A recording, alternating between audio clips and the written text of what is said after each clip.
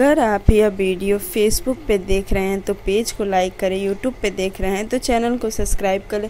भले ही कितनी भी प्रॉब्लम क्यों ना हो, किसी के बीच में कितनी भी दुश्मनी क्यों ना हो, जब कोई समस्या हमारे देश के ऊपर आती है तो सब एक साथ हो जाते हैं। और यही बात फिर से हमें देखने को मिली है।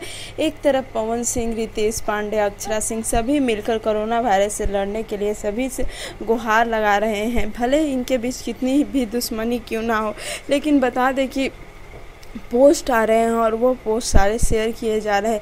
भले ही वो अक्षरा सिंह के पोस्ट हो, चाहे पवन सिंह के हो, चाहे रितेश पांडे के हैं, वो खेसारी लाल, रवि किशन, मनोज तिवारी, सभी के पोस्ट को काफ़ी ज़्यादा प्यार दिया जा रहा है और सभी उनकी बातें मान भी रहे हैं।